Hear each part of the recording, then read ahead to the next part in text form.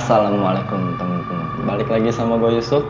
Sebelumnya gue mengucapkan selamat tahun baru 2021 untuk kita semua. Semoga apa yang menjadi kesedihan dan kegagalan kita di tahun 2020 bisa berubah menjadi kebahagiaan dan juga keberhasilan di tahun 2021. Oh ya, coba kalian tulis di kolom komentar apa harapan dan impian kalian yang mau kalian capai di tahun 2021 ini.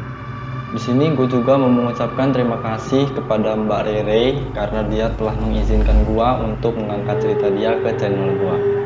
Buat yang pengen tahu Mbak Rere ini lebih lanjut, kalian bisa langsung kunjungin aja Instagramnya, linknya gua taruh di deskripsi ya.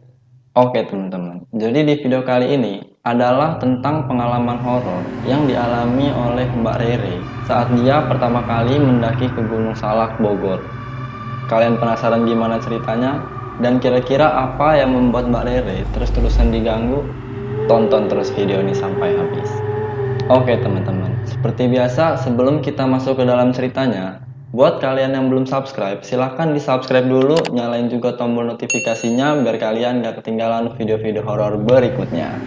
Oke, udah pada siap ya? Kita langsung aja menuju ke dalam ceritanya. Pada suatu hari, Rere diajakin oleh salah satu teman yang sekaligus menjadi sahabat baiknya dia di rumah. Kita sebut saja namanya Dio, untuk mendaki ke Gunung Salak Bogor. Saat itu, Rere cerita ke Dio kalau Rere ini mau pergi jalan-jalan yang jauh. Yo, gua gabut, pengen jalan-jalan jauh rasanya. Yaudah ayo kita mendaki aja sama temen-temen gua ke Gunung Salak Bogor. Kebetulan di sana ada rumah nenek gua. Kapan? Ntar deh, Sabtu kita bawa motor ya. Singkat cerita, sampailah pada hari keberangkatan. Sekitar habis sholat subuh, Rere langsung menyiapkan barang-barang dan alat-alat yang mau dia bawa untuk mendaki. Setelah semua siap, Rere pun akhirnya pergi dari rumah menuju ke rumahnya Dio, yang kebetulan mereka ini tetanggaan, jadi rumahnya deketan. Saat sudah sampai di rumahnya Dio pun sudah siap. Akhirnya, sekitar jam setengah 6 pagi, mereka berdua pun berangkat ke pom bensin yang ada di dekat rumahnya untuk ketemuan sama teman-temannya Dio.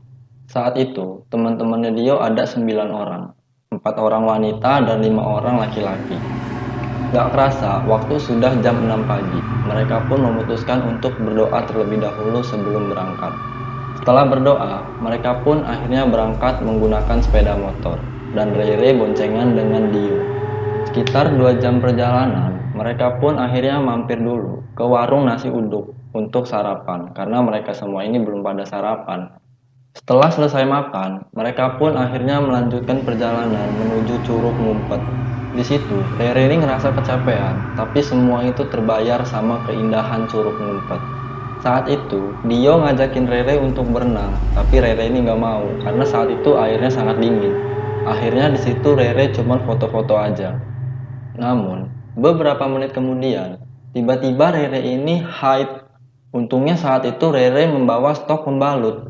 Dan saat itu, Rere nggak cerita ke siapa-siapa tentang haidnya dia itu. Karena di situ Rere cukup yakin nggak akan terjadi hal-hal yang aneh-aneh. Dan saat itu juga, Rere langsung pergi ke toilet untuk membersihkan pakaian dalamnya yang kena darah haid dia. Namun, saat Rere sedang bersih-bersih, tiba-tiba terdengar suara anak ayam. Padahal di sekitar situ nggak ada ayam sama sekali. Seketika bulu kuduknya Rere langsung merinding. Karena setahu Rere, kalau ada suara ayam atau suara anak ayam, itu berarti ada sesosok kuntilanak di dekat situ.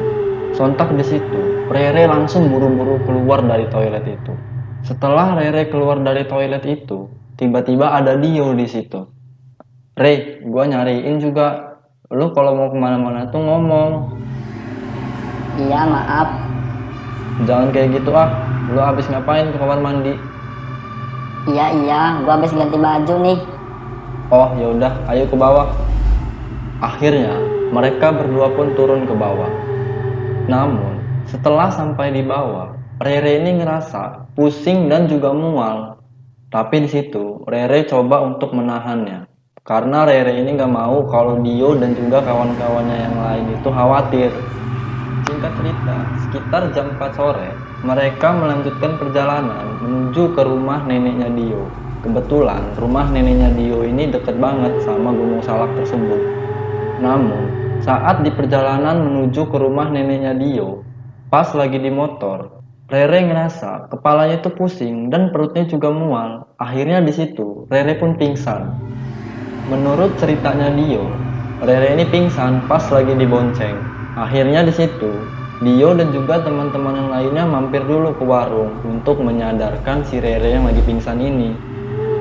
Gak lama kemudian, alhamdulillah Rere pun akhirnya sadar dari pingsannya. Gimana Re, udah enakan belum? Mau lanjut apa enggak? Lanjut dah, ayo. Akhirnya di situ mereka pun terus melanjutkan perjalanan ke rumah neneknya Dio. Singkat cerita, sekitar jam setengah 6 sore, sampailah mereka di rumah neneknya Dio. Di situ mereka pun beristirahat. Singkat cerita, setelah habis isya, Rere pun memasak nasi dan Rere ditemani oleh Dio. Kebetulan saat itu toilet sedang ada orang. Akhirnya, Rere pun mencuci beras tersebut di luar dapur, tepat di belakang rumah neneknya Dio. Saat itu, Dio sedang menggoreng otak-otak. Sedangkan Rere, dia membersihkan beras di luar dapur. Namun, saat Rere membuka pintu dapur, di situ Rere awalnya kaget karena di belakang rumah neneknya Dio ini sawah dan juga banyak pohon pisangnya. Namun, saat Rere sedang membersihkan beras, gak sengaja Rere ini ngelirik. Tiba-tiba, Rere melihat sesosok pocong yang ada di balik pohon pisang. Dan muka pocong tersebut itu benar-benar hitam. Di situ Rere mencoba untuk membaca doa di dalam hati. Dan akhirnya Rere pun memberitahu kepada Dio. Yo, ada pocong. Sini deh. Tapi anehnya, Dio ini nggak ngelihat pocong tersebut. Ya udahlah, akhirnya di situ Dio nyuruh si Rere ini untuk masuk. Udahlah, nggak usah dilihat, baca-baca aja Re. Singkat cerita, sekitar jam 10 malam, mereka semua pun akhirnya memutuskan untuk tidur. Oh ya, cewek dan cowok tidurnya dipisah ya. Yang cewek tidur di rumah neneknya Dio, sedangkan yang cowok tidur di rumah kakeknya Dio, yang jaraknya nggak terlalu jauh dari rumah neneknya Dio. Setelah Rere tertidur pulas, tiba-tiba Rere ini terbangun karena Rere ini mencium aroma yang sangat-sangat wangi. Dan seketika, Rere melihat sesosok wanita yang sangat cantik. Sosok itu memakai kebaya, serta bunga dan mahkota di kepalanya.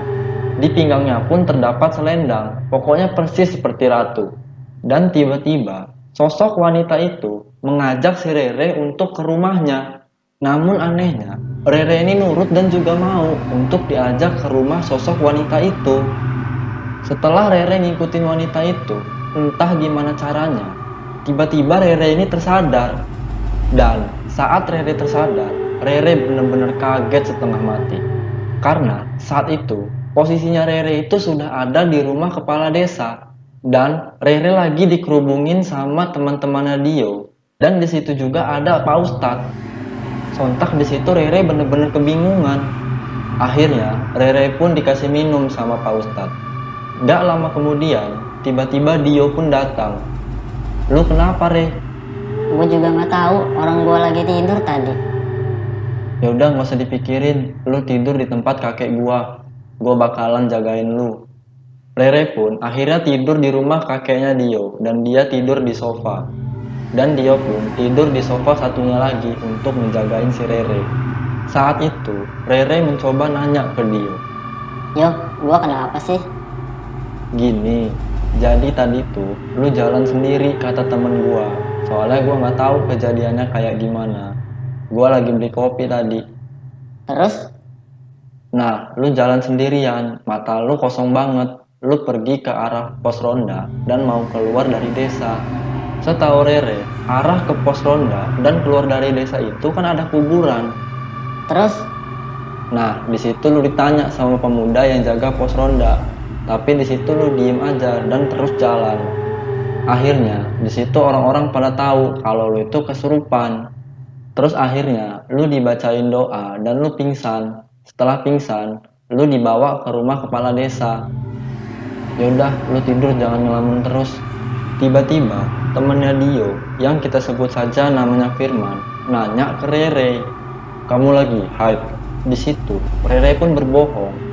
Soalnya, kalau Rere bilang dia lagi hype, bisa-bisa dia nggak jadi naik gunung besok. Enggak kak, Oh, oke, besok kayaknya kamu nggak bisa naik. Badan kamu lemes. masa aku nggak naik sih kak? Naik sih kak, please. Ya udahlah, naik aja. Kasihan dia pengen naik. Ya udah, tapi kalau ada apa-apa, bilang ya. Ntar kita turun semua. Singkat cerita, sekitar jam setengah 5 subuh, mereka pun siap-siap untuk mendaki ke Gunung Salak. Sebelum berangkat, mereka pun memutuskan untuk baca doa bersama dulu. Setelah berdoa, sekitar jam 6 pagi, mereka pun akhirnya memulai perjalanan pendakian. Mereka pun terus melanjutkan perjalanan tanpa ada gangguan apapun. Mereka pun melewati pos 1 dan mereka tidak istirahat di pos 1 tersebut. Mereka terus berjalan menuju pos 2. Saat di pos 2, mereka pun istirahat sejenak. Setelah kurang lebih istirahat 15 menit di pos 2, mereka pun akhirnya melanjutkan perjalanan menuju pos 3. Setelah sampai di pos 3, mereka pun akhirnya istirahat sejenak untuk minum. Setelah cukup beristirahat, akhirnya mereka semua pun melanjutkan perjalanan ke atas. Mereka pun terus melanjutkan perjalanan melewati pos-pos dan juga warung-warung. Sampailah mereka di Batu Besar. Saat sampai di Batu Besar, teman-temannya Dio melanjutkan perjalanan menuju ke puncak. Sementara Rere dan juga Dio, mereka memutuskan untuk berhenti di Batu Besar tersebut dan foto-foto. Setelah mereka berdua lama berfoto-foto, akhirnya teman-temannya Dio pun udah pada turun dari puncak. Dan teman-temannya Dio ngajakin Dio dan juga Rere untuk turun ke bawah bareng-bareng. Tapi di situ, Dio menyuruh teman-temannya untuk turun duluan karena si Dio mau nemenin si Rere yang masih foto-foto di batu besar tersebut. Setelah puas berfoto-foto, Rere dan Dio memutuskan untuk turun ke bawah. Namun, di perjalanan mereka turun, mereka dihadapkan dengan jalan yang bercabang.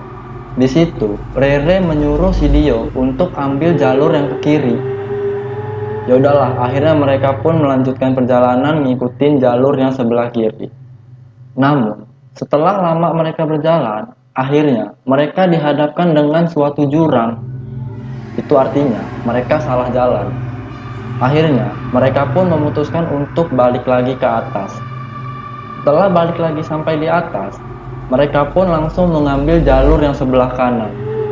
Mereka pun terus melanjutkan perjalanan ngikutin jalur yang sebelah kanan itu. Namun anehnya, sudah lama mereka berjalan, mereka ini ngerasa kalau mereka ini kayak cuman berputar-putar doang di situ. Di situ Rere langsung panik karena Rere ini nggak mau lama-lama tersesat di situ. Sampai akhirnya mereka ketemu sama seorang anak kecil dan juga ibu-ibu di situ. Awalnya Rere ini takutnya ibu-ibu itu tuh bukan manusia. Tapi di situ Dio memberanikan diri untuk nanya ke ibu-ibu itu. "Permisi Bu, maaf, kami tersesat mau turun. Lewat mana ya?" Oh, mas naik lagi ke atas sampai ada pos, mas belok kanan, terus turun deh ngikutin jalan. Ntar mas nyampe. "Oh iya Bu, makasih ya." Makasih bu. Dan akhirnya mereka pun naik lagi ke atas untuk ketemu sama pos yang dimaksud sama ibu-ibu tadi.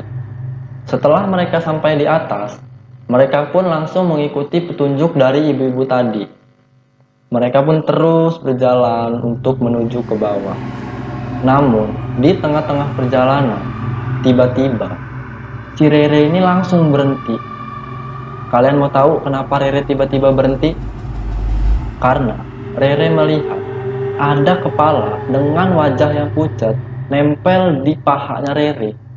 Kepala itu seolah-olah kayak pengen darah haidnya si Rere. Sontak, di situ Rere langsung lari ninggalin si Dio. Sampai akhirnya Dio pun ngejar si Rere yang lari tadi. "Oh Rere, kenapa lari?" Gak apa-apa yuk, udah lanjut ayo. Singkat cerita, alhamdulillah sampailah mereka di bawah dengan selamat dan mereka ketemu lagi sama teman-temannya Dio. Namun, cerita belum selesai sampai di sini. Oke, sekarang ceritanya kita cepetin sampai si Rere sudah sampai di rumah dia yang di Jakarta. Setelah Rere sudah sampai di rumahnya, Rere pun tertidur.